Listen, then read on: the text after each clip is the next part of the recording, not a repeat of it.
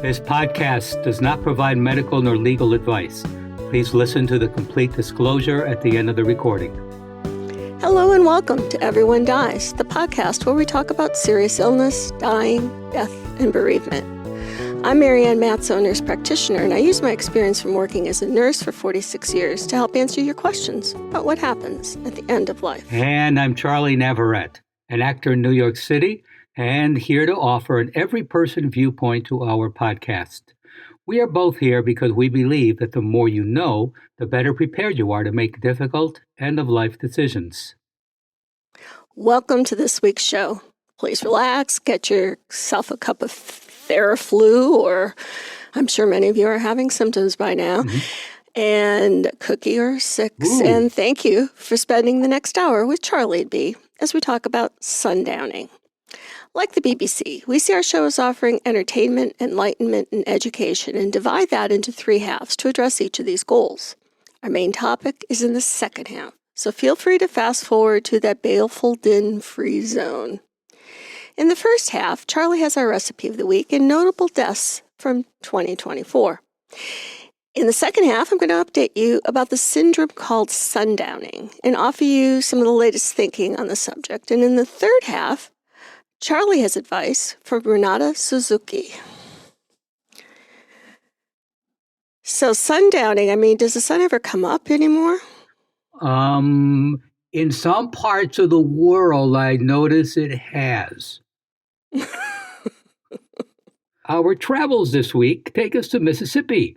Our recipe this week is Mississippi chicken, where chicken is the star with peppers, adding tang and texture.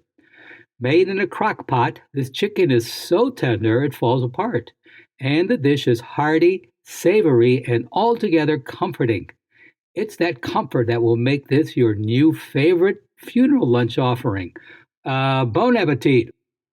Now, one of the many philosophical principles we have here at Everyone Dies is, better late than never. So, before we close out January, we have for you a list of notable deaths from 2024. Actor Donald Sutherland. Louis Gossett Jr., the first black man to win an Oscar for supporting actor. Quincy Jones, trumpeter, band leader, record producer, composer, arranger, who also produced Michael Jackson's Thriller, the best-selling album of all time. Nikki Giovanni, poet, commentator, and activist. Pete Rose, also known as Charlie Hustle, one of the greatest baseball players, but never showed remorse for gambling as a player, nor his behavior off the field.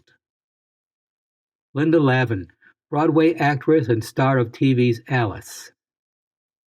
Singer, songwriter, and actor Chris Christopherson. His most famous song is Me and My Bobby McGee.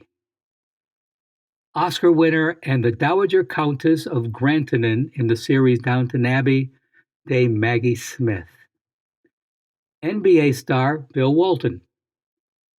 Dr. Ruth Westheimer, also known as Dr. Ruth. Holocaust survivor, former sniper, sex therapist, and talk show host. Also pioneering talk show host Phil Donahue, who spoke about a wide range of topics, including clergy sexual abuse before major media discussed it. The great baseball center fielder Willie Mays, who began his career in the Negro Leagues. Phil Lesh, founding member of the Grateful Dead. Ricky Henderson, one of the greatest leadoff hitters in baseball. Trina Robbins. Trina was a pioneering feminist cartoonist and writer. She was the Trina of the Joni Mitchell song, Ladies of the Canyon. May they rest in peace. Please go to our webpage for this week's recipe and additional resources for this program. Everyone Dies is offered at no cost, but is not free to produce. Please contribute what you can. Your tax-deductible gift will go directly to supporting our nonprofit journalism so that we can remain accessible to everyone. You can also donate at www.everyonedies.org. That's every, the number one, www.everyonedies.org, or at our site on Patreon, www.patreon.com, and search for Everyone Dies. Marianne? Thanks, Charlie. Anyone who's cared for a person living with dementia has likely observed behaviors known as sundowning. We can easily recall older adults with dementia becoming agitated, uncooperative, hallucinating, pacing, having increased confusion that can happen as the sun goes down. These behaviors were first talked about in the professional literature in 1941 when, quote, senile patients were put in a dark room and within an hour became delirious and agitated. At that time, it was called darkroom delirium. These behaviors were named sundowning in 1987 following a study by Evans where she gave standardized confusion inventories to older adults in the morning and evening who were living in a nursing home. She observed that as evening approached, there were more restless and agitated behaviors in those elders who had a greater degree of dementia and greater mental impairment. Since 1987, there's not been a standardized definition of sundowning developed and adapted by scientists, nor is it an actual diagnosis. And we've found that these behaviors do not only occur for people with dementia, but also older adults without disease, some young people, and older dogs. Typical early signs of delirium include sundowning, withdrawal, irritability, new forgetfulness or befuddlement, and/or new onset of incontinence. Later signs include outbursts of anger, hostility, or abusive behavior. Confusion, agitation, or restlessness is usually worse at night when a person can become disoriented to place, person, date, and time. Recent studies and large literature reviews have proposed that this definition of sundowners is a cyclic delirium-like condition of older persons that lasts for a few hours and occurs around the sunset hour, where no direct physical problem or other medical condition exists. The behaviors that are associated with sundowning are confusion, anxiety, agitation, or aggressiveness with increased motor activity, like pacing or wandering, and yelling, all of which get worse as the sun goes down. The current thinking is that these behaviors occur at sunset is because of an impairment in the circadian rhythm from damage to the sleep-promoting center of the hypothalamus and decreased production of melatonin. Melatonin is the hormone that regulates circadian rhythm. Circadian dysregulation can occur when there is not enough exposure to light during the day. If the person is inside, low lighting and increased shadows can heighten late-day confusion. The environment also changes toward the end of the day. There's less exposure to light, and in long-term care environments, there's a lowering of the noise level and fewer activities going on. People who take their medications in the morning may find that the drug level is lower, or there's a change in blood sugar levels before dinner. Pain medication may be wearing off, so people may have an increased pain level. Any or all of these factors can increase agitation for a person. There are things that can take a toll on an older person's body and make sundowning behaviors worse. These are not getting enough sleep, being in pain, depressed or stressed, constipation, having a urinary tract infection, too much activity or too many people around, dehydration, and low lighting in the room. If you're caring for someone who's sundowning, you could make a checklist for yourself and see which factors you could fix or prevent from occurring to lower the chance of aggravating the situation as the sun is setting.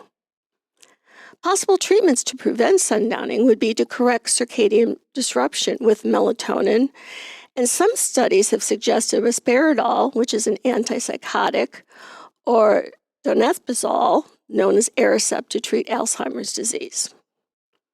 Environmental treatments are getting more sunlight during the day or using light boxes to get the correct wavelength of light.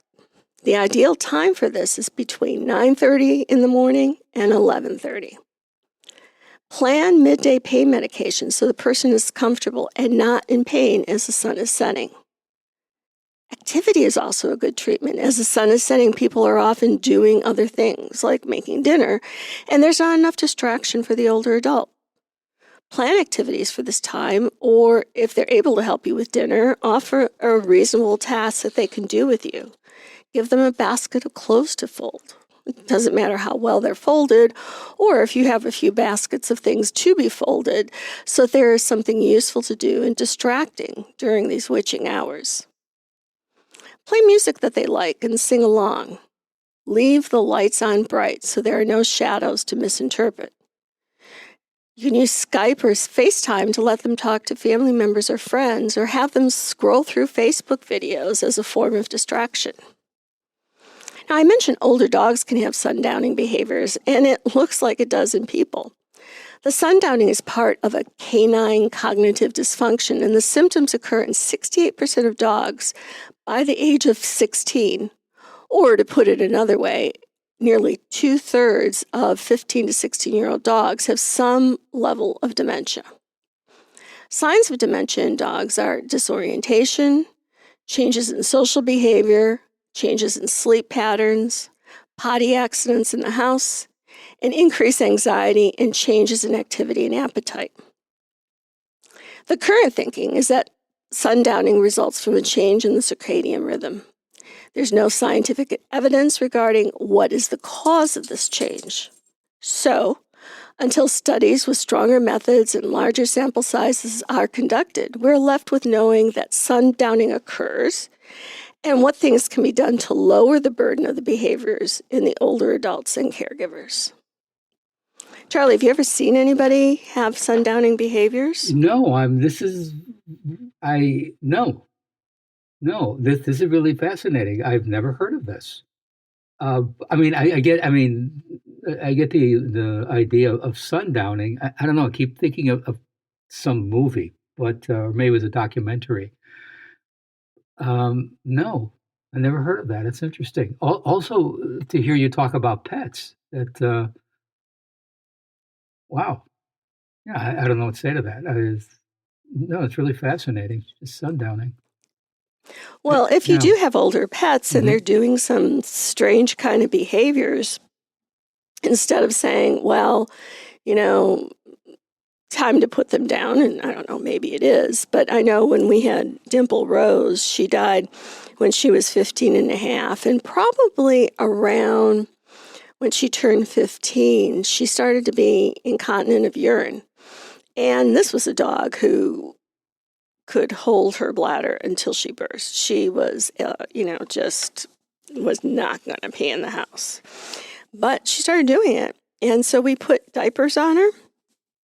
And she was perfectly fine with a diaper, which this is a woman who never would have been fine with a diaper. So she wore diapers so that, we took it off when she went out to go do her business or just walk around the yard. But she would also, she also had some different changes in behaviors in terms of, walking around, kind of getting lost, that kind of thing. Yeah. And I remember saying to David at the time, it's like, I wonder if dogs can sundown. Because I didn't really know that they could, because her behavior was like that. And then she would sell, but she'd have this like witching hour for a couple of hours as the sun went down, where she would be a little bit, pacing, a little bit more aggravated, and then she would settle. Is it okay? So you mentioned dogs. Did it happen with cats, or I don't know, a horse? What have you seen? I don't know. I'm from Detroit. I don't see many horses.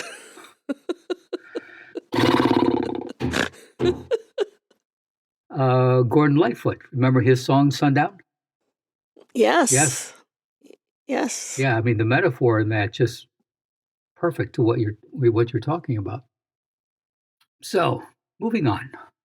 In our third half, as we are striding into the new year, here is some advice to consider from Ranata Suzuki. If I could offer you one piece of advice to hold, a life half lived. If I could give you one piece of advice to hold in your heart, It would be to appreciate every second you have with the things that you love, be they places, objects, or people. Because there is a last time for everything, and you don't always know when it's the last time, when you're in it. There will be a last time you see a sunrise, a last time you taste ice cream, and a last time you smell a rose. There will be a last time you enter every room, a last time you hold every pet, and a last time you hear a loved one's voice. Sometimes we know we're in those moments and we can savor every second of them. But so often we don't know until that moment is gone and it's too late to go back and relive it. So hold on to those moments while you have them. Live inside them. Appreciate them to their fullest, every time, so you'll never regret taking them for granted one day when they're gone. Please stay tuned for the continuing saga of Everyone Dies, and thank you for listening. This is Charlie Navarrete. And the last words of the Dowager Countess, played by Dame Maggie Smith on the series Downton Abbey: "Stop that noise. I can't hear myself die." And I'm Marian Matzo, and we'll see you next week. Remember, every day is a gift. This podcast does not provide medical advice. All discussion on this podcast, such as treatments, dosages, outcomes, charts, patient profiles, advice, messages, and any other discussion are for informational purposes only and are not a substitute for professional medical advice or treatment. Always seek the advice of your primary care practitioner or other qualified health providers with any questions that you may have regarding your health. Never disregard professional medical advice or delay in seeking it because of something you have heard from this podcast. If you think you may have a medical emergency, call your doctor or 911 immediately. Everyone Dies does not recommend or endorse any specific tests, practitioners, products, procedures, opinions, or other information that may be mentioned in this podcast. Reliance on any information provided in this podcast by persons appearing on this podcast at the invitation of Everyone Dies or by other members is solely at your own risk.